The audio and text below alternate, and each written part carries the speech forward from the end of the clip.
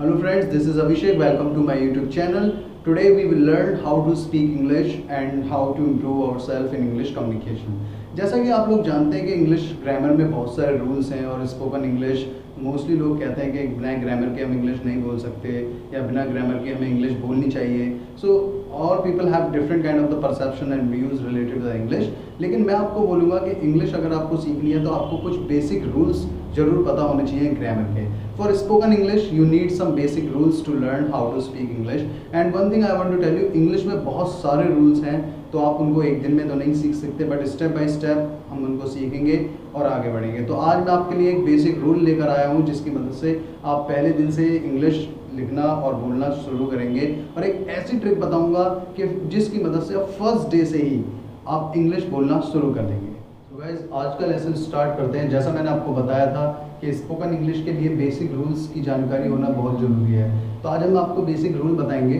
तो फर्स्ट मैं आपको बताना चाहता हूँ बेसिक रूल में सिंगुलर प्लूरल्स के बारे में. ये सब्जेक्ट की कैटेगरीज होती है. सब्जेक्ट जो करता होता है, जो काम करता होता है, उसको हम सब्जेक्ट बोलते हैं. और उसमें टू कैटेगरीज होती हैं, सिंगुलर और प्लूरल. सिंगुलर की अगर हम बात करते हैं, मैंने यहाँ सिंगुलर्स की कैटेगरीज लिखी हुई हैं जिसमें ही, शी, इट, दैट और दिस ये सिंगुलर में आते हैं, और उनके हिंदी में मैंने अनुवाद के सामने लिखे हुए हैं. प्लूरल में हम we, you, they, these, those ये सब प्लूरल में आते हैं, और इनके हिंदी में अनुवाद मैंने तो सामने लिखे हुए हैं. इनको याद करना, इनको बोलना बहुत ज़रूरी है for spoken English, for writing English also. अब हम बात करते हैं उस रूल के बारे में जो मैं आपको बताने जा रहा हूँ. सिंपल इंग्लिश में सिंपल प्रेजेंट की अगर हम बात करते हैं तो प्रेजेंट में बहुत सारी चीज़ें होती हैं जो हम कम करते हैं, किसी के बारे में बताते हैं, आप क्या हैं, आप या सामने वाले व्यक्ति अपने बारे में बताता है, तो हम प्रेजेंट में जनरली बात करते हैं. तो प्रेजेंट में हमारे पास फिलहाल 3 हेल्पिंग वर्ब हैं. आज हम इन्हीं हेल्पिंग वर्ब पर बात करेंगे. ये प्रेजेंट में हम इनका यूज़ करते हैं इज़, आर और एम. छोटी क्लासेस में बच्चों को इस आर एम के बारे में बताया जाता है, उनको इनिशियली इस रूल के बारे में समझाया जाता है, क्योंकि ये एलिमेंट्री इंग्लिश का रूल है और इसके बिना स्पोकन इंग्लिश पॉसिबल नहीं है. तो इज़, आर और एम का यूज़ हम किस तरह करते हैं वो मैं आपको बताता हूँ. इज़ हेल्पिंग वर्ब का यूज़ सिंगुलर सब्जेक्ट के साथ होता है. Is used only with singular subject. Are का यूज़ प्लूरल सब्जेक्ट के साथ होता है. Are, A R E are, are का यूज़ प्लूरल सब्जेक्ट के साथ होता है. एम का यूज़ होता है आई के साथ. जैसे I am a player, I am a bowler, I am a batsman, I am a cricketer. So आपको आई के साथ एम का यूज़ करना है, सिंगुलर के साथ इसका यूज़ करना है, और प्लूरल के साथ आर का यूज़ करना है. जैसा कि मैंने आपको बताया था कि इस वीडियो के लास्ट में मैं आपको एक ट्रिक भी बताऊंगा जिसकी मदद से आप स्पोकन इंग्लिश स्टार्ट कर सकते हैं. फर्स्ट डे से, पहले ही दिन से आप इंग्लिश बोलना शुरू कर देंगे. तो फिलहाल इस लेसन को कंप्लीट करते हैं, फिर हम उस ट्रिक पर चलेंगे.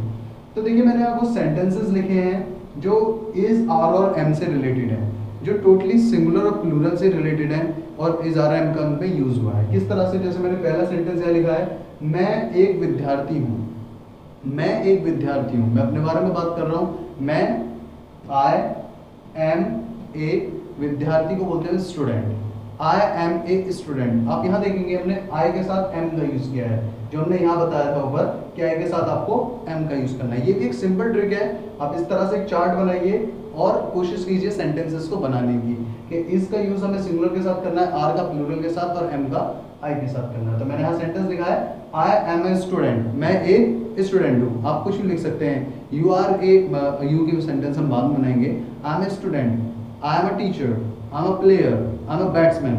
आप इस तरह के सेंटेंसेस बना सकते हैं. नेक्स्ट सेंटेंस आता है, वह एक राजा है. वह एक राजा है. We are talking about third person. वह को हम ही बोलते हैं, ही और शी. देखिए, ही और शी, ये ही मेल कैरेक्टर के साथ यूज होता है और शी फीमेल के साथ.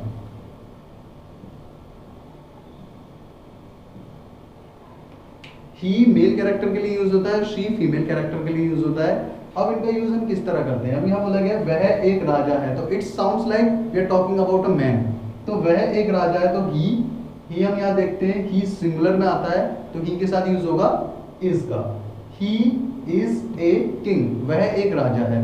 इसी तरह वह एक रानी है, she is a queen. Next sentence आता है हमारा, तुम मेरे दोस्त हो. तुम मेरे दोस्त हो. तुम की जब हम बात करते हैं तो हम देखते हैं तुम कहाँ आता है. तुम सिंगुलर में तो है नहीं, तुम आता है प्लूरल में. प्लूरल में तुम का मतलब होता है यू. तो यू प्लूरल है, प्लूरल के साथ हमें यूज करना है are, A R E are.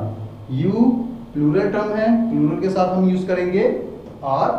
You are मेरे दोस्त हो, यू आर मेरे दोस्त, मेरे को बोलते हैं माय, यू आर माय, और दोस्त is called friend, you are my friend. देखिए ये था कुछ बेसिक कंसेप्ट और बेसिक रूल इंग्लिश ग्रामर से रिलेटेड, जो स्पोकन इंग्लिश के लिए भी बहुत ज़रूरी है, जिसको सीखना बहुत ज़रूरी है। इसकी मदद से आप इंग्लिश बोलना स्टार्ट कर सकते हैं, सेंटेंसेस बनाने स्टार्ट कर सकते हैं, और धीरे धीरे आप अपने इंग्लिश को इम्प्रूव भी कर सकते हैं। तो आपको क्या करना है, इस लेसन को पढ़ने के बाद कोशिश करना है कि 10 या 15 सेंटेंसेस आप इसकी मदद से खुद बनाएं। तो मैं आपको बताऊंगा उस ट्रिक के बारे में जो मैं आपको बता रहा था। क्या है वो ट्रिक, चलिए स्टार्ट। बहुत सिंपल ये ट्रिक है जिसकी मदद से आप पहले दिन से ही आप इंग्लिश बोलना शुरू कर सकते हैं।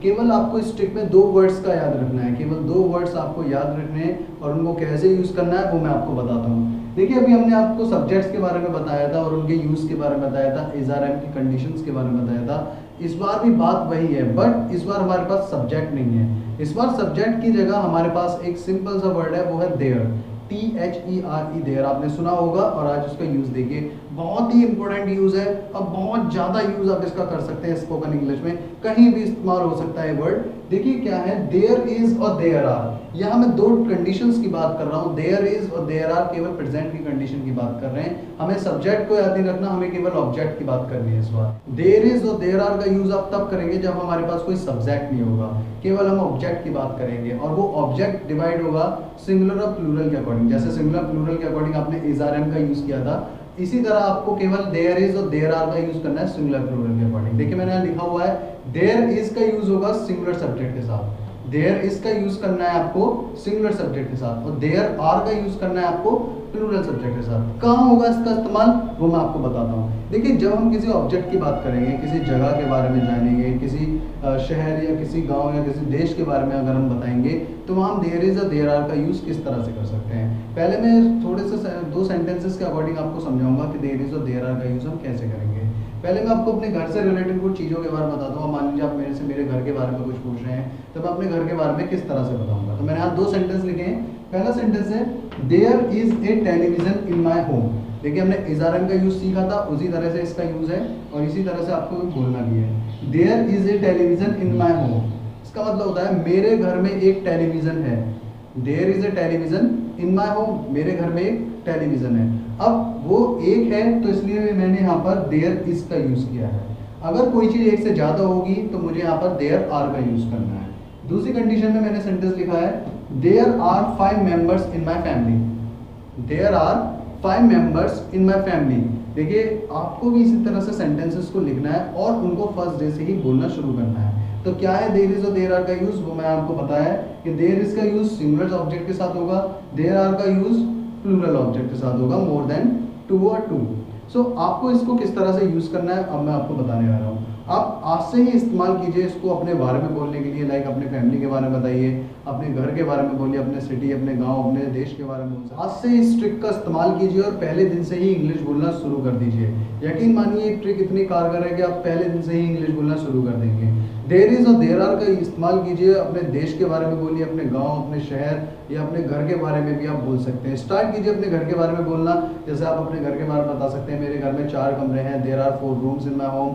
मेरे घर में 5 मेंबर्स हैं, there are 5 members in my home. मेरे घर में एक बाइक है, there is a bike in my home. मेरे घर में 2 कार हैं, there are 2 cars in my home. इस तरह से आप और भी सेंटेंस बना सकते हैं। आप इंडिया के बारे में बोल सकते हैं, India is a very big country. India में 28 राज्य हैं, there are 28 states in India. India में बहुत सारे visiting places, there are many visiting places in India. India में बहुत सारी नदियां हैं, there are many rivers in India. India में बहुत सारे टेम्पल्स हैं, there are many temples in India. तो देयर इज और देयर आर का यूज़ कीजिए और इंग्लिश बोलना सीखिए। More videos and more lessons, keep watching our channel, keep learning English. और अधिक वीडियोस के लिए हमारे चैनल को देखते रहिए और इंग्लिश सीखते रहिए।